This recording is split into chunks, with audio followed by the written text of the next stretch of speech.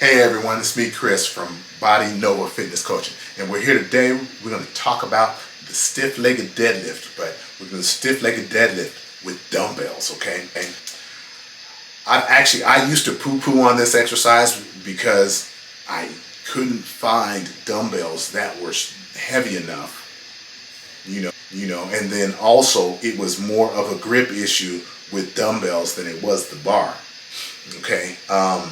Now I don't use quite as much as I used to, and I do use more higher rep work. So I've been open back up to using these, and I realize the benefits. Now there's a pro and a con to every and any exercise when you make a choice. You know what I mean? There's very seldomly instances where an exercise is 100% great and 0% bad for you, or vice versa, okay? Unless you've got some sort of injury or something like that, and that exercise aggravates the injury. As I say this, the benefit to using the dumbbell over the barbell, okay, is that I can if we use a barbell, of course the bar is in front of you and you come down, okay? You come down to wherever you stop at, and you come back up.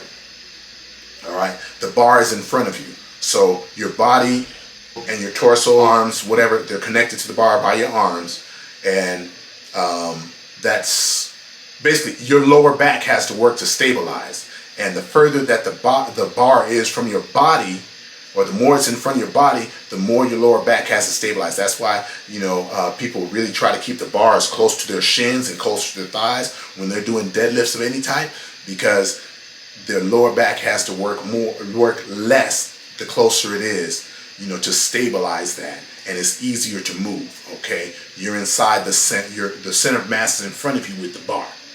Okay, when you do dumbbells, okay, as you'll see, I twist them and I bring them along the sides of my body. So as I'm lowering and lifting, it's more like a trap bar deadlift where you're inside the center of mass. Okay, so now that you're basically inside the weight, that's going to be less work and wear and tear on your low back.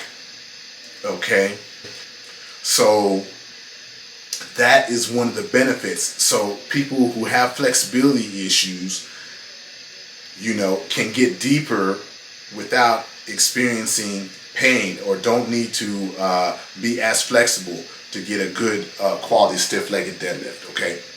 All the other things with the stiff-legged deadlift apply. So as you're trying to lower okay, what you want to do is don't lead with the torso, because when people will go to deadlift, what they'll do is they'll come up and they'll think about raising their shoulders and lifting their shoulders. Well, that's causing movement in the spine, because anywhere that you move even moving your neck during a deadlift, I don't even like that, because anywhere that you're moving the spine up by itself, it has to move somewhere else. So that movement under the weight, the pressure of the weight, creates wear and tear. Okay, I like to make everything about the glutes and the hips. So as I'm coming through, so I'm in here, I'm more thinking about sticking my butt out, hit this wall, and then squeeze the glutes, or make my feet grab the ground and swing it and throw them toward that wall. Okay, back to this wall, keep my head straight, chin tucked, boom, grabbing the ground with my feet, throwing my hips forward, boom, and then only going down as low as I can keep my back from rounding. See, if that back rounds like this, that's tension on the lower back. You change what we call is the axis of rotation. All right, you want the axis of rotation in your hip, so you want that to stay still, and everything pivot around the hip. Okay, and stick that in. So and like the other stiff-legged deadlift, you hear somebody really going for glute gains, also with hamstring gains. This is great because all the deadlifts are mid-range exercises. Okay, a lot of people like the hip thrust and the glute bridges and the cable pull-throughs, back extensions. So like those are all end range, and those are great, but you're gonna need to work muscles in all the positions, not just the one that's the easiest, not just the one where you feel the most tension. You know what I mean? Because the range of motion is really short. Okay, so think about that also. But yes, all the deadlifts, stiff-legged, the regular deadlift, sumo might be an end range. I mean, sorry, a stretch position. But you know, trap bar, all those are end range exercises for the glutes. Now, like I said, for the hamstrings, this is great for the hamstrings. You know, it's a hip hinging movement, and like I said, you just really focus on trying to drive and grab the ground with your feet and propel it forward, and squeeze your glutes and hips. Make it about the hips, not about the shoulders. Okay, and if you want to make this a little bit rougher, you can slide some plates, very small plates underneath your toes, but have your heels on the ground, and that's going to make you use your hamstrings a little bit more. Okay, so you're going to have to reduce the weight to pull that off, but it does work great to hit your hamstrings. As for your stance, I used to try to slightly jump up in the air and catch and see where my natural stance is. This is where I would normally stand when I land from the fall.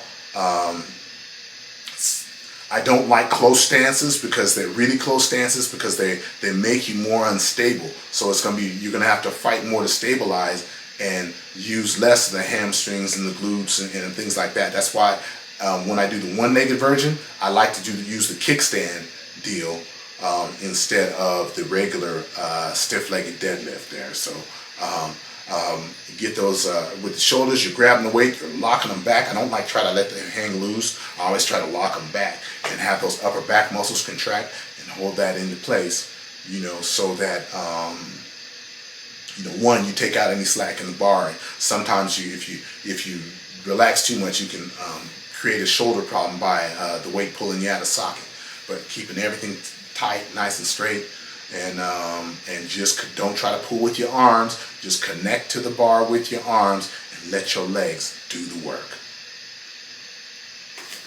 Oh yes, also, as I say that, I like to use straps when I deadlift, and there's with the stiff-legged deadlift with dumbbells is no exception, you know, because you're going to have problems holding on to those big heavy dumbbells, and sometimes the dumbbells are the handles are really fat or slippery or whatever. So yeah, just you know, no problem using straps. The whole thing is to develop your legs and lower body. You know, if you need grip strength, you can do grip strength exercises, and you're going to get some grip strength just by doing these exercises anyway. But you don't want your legs limited by your grip.